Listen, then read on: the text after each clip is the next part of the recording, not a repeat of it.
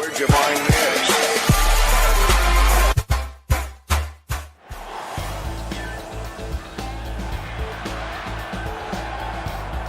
L'équipe nationale du Brésil est connue pour son style de football, créatif, spontané et surtout artistique.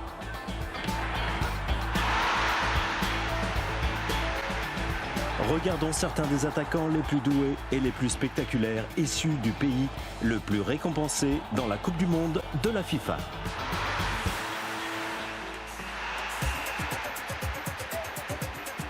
Voici d'abord un des meilleurs dribbleurs, Garrincha. Il n'a pas vraiment une carrure de footballeur. Une polio infantile a déformé sa jambe droite vers l'extérieur et sa jambe gauche, plus courte de 6 cm, est incurvée vers l'intérieur. Mais ses feintes de corps mystifient ses adversaires. Cet ailier droit était un passeur décisif, permettant à son équipier Vava de marquer 2 buts dans la finale de 1958. Un tir puissant, combiné à son agilité aérienne, fait aussi de lui un buteur. Ses 4 buts en 62, quand le Brésil collectionnait les Coupes du Monde de la FIFA, lui ont valu le soulier d'or. Et ses performances incroyables lui ont apporté aussi le ballon d'or du meilleur joueur du tournoi.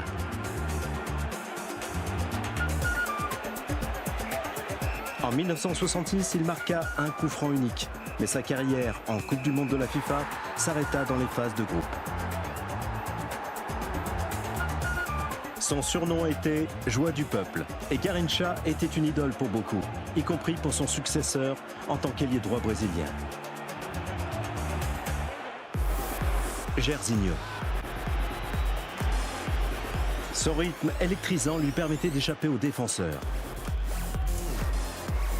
Athlète naturel, il cumulait vitesse et puissance. Surnommé l'ouragan, il semblait parfois inarrêtable.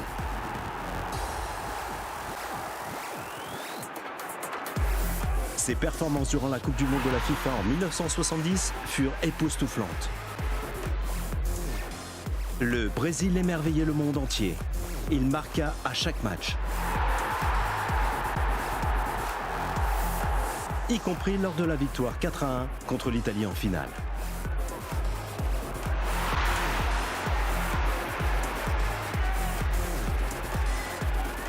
Il revint en 1974 avec plus de cheveux et plus de buts.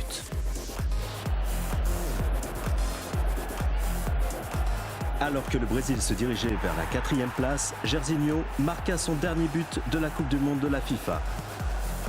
Une tête assurant la victoire contre les rivaux continentaux, les Argentins.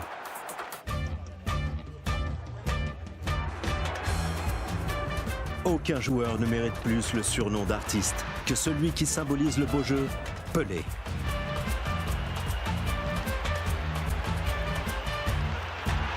C'est lui qui a rendu célèbre le maillot de football numéro 10.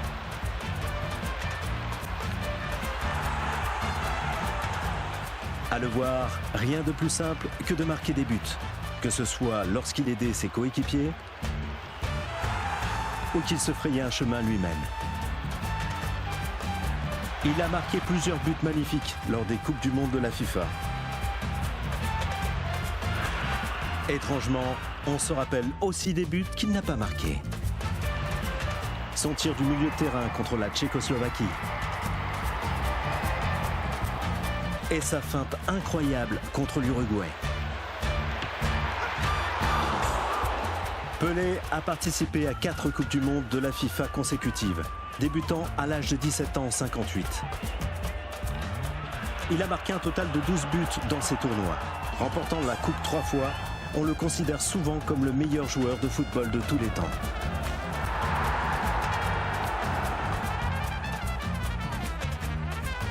Un autre numéro 10 brésilien impressionnant fut Zico. Sa technique et sa vision de jeu faisaient de lui un footballeur unique. Il était connu pour ses passes traversant la défense, comme vous pouvez le voir dans cette action avec Toninho en 1978. Ainsi que la tradition brésilienne des coups francs ultra précis. Zico a participé à 3 Coupes du Monde de la FIFA, de 76 à 86. Il n'a jamais remporté la Coupe, mais l'équipe de 1982, menée par Zico, a été portée au nu dans le monde entier pour son attaque, devenant l'une des plus grandes équipes à ne pas avoir remporté la Coupe.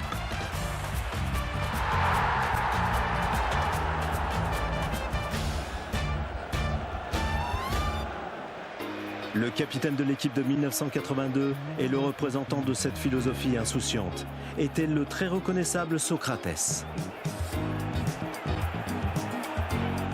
Joueur équilibré et gracieux, Socrates était unique, affichant un style sans effort. Milieu offensif, visionnant parfaitement l'état du jeu, le credo de Socrates était la beauté avant tout. La victoire n'est que secondaire. Il marqua d'impressionnants buts.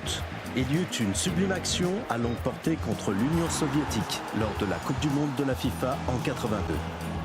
Et il collabora avec Zico pour un magnifique premier but du Brésil qui s'achèverait sur une défaite contre l'Italie, les futurs champions. Participant aussi au championnat en 1986, il démontra sa technique du penalty en un pas. Mais le Brésil perdant au tir au but contre la France en quart de finale, bien qu'il n'ait jamais remporté la Coupe du Monde de la FIFA, Socrates n'en est pas moins une figure marquante du football.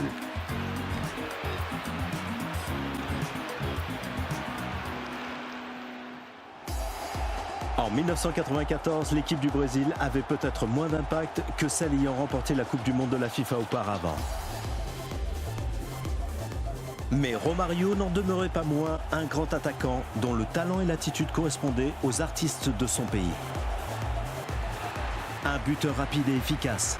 Il marqua 5 buts aux États-Unis et il forma un duo mortel avec Bebeto, l'autre attaquant.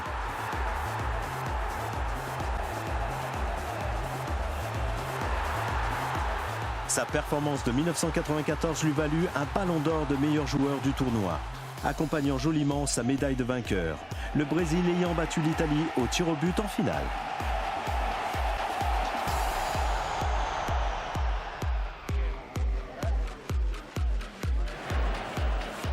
Observant Romario depuis le banc de touche en 1994 alors qu'il avait 17 ans, Ronaldo était son successeur attaquant naturel. On l'appelait le phénomène. Les défenseurs ne pouvaient rien contre sa vitesse et son talent. De nombreux gardiens furent vaincus par sa force et sa précision.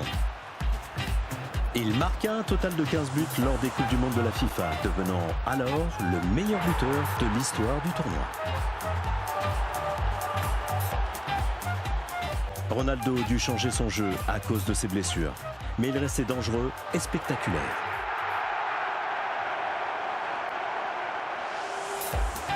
Dans la même génération, notre prochain est Rivaldo, connu pour ses nombreuses feintes et ses enjambées élégantes et équilibrées.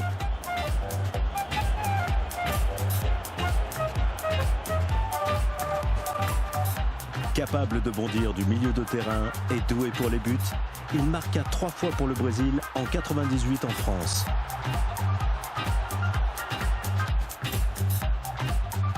Puis 5 fois au Japon et en République de Corée en 2002.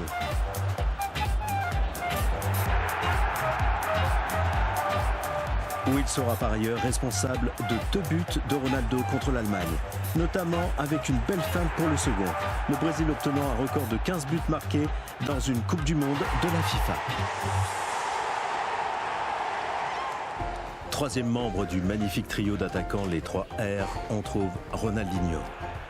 Quand on parle de Ronaldinho, on pense immédiatement aux gestes acrobatiques et à son sourire permanent. Le milieu offensif était un véritable artiste.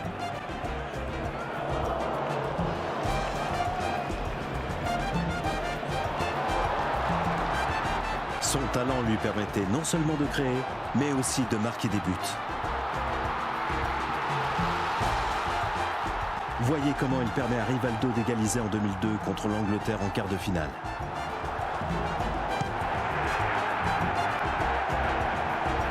Puis, le voilà tirant un coup franc gagnant exceptionnel dans le même match.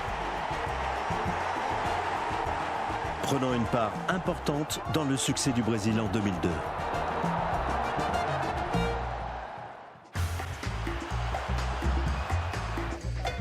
Neymar prit le relais des artistes chez lui en 2014 et conclut notre liste.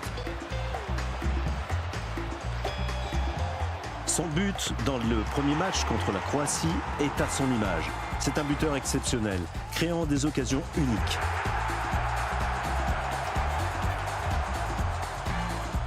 Romario a vu que Neymar était le seul joueur en qui les Brésiliens avaient confiance. Il marqua 4 fois et inscrivit le pénalty de la victoire des 8e contre le Chili. Ses performances éblouissantes ont dépassé toutes les attentes. Et voilà, c'était le beau spectacle assuré par nos brillants artistes brésiliens.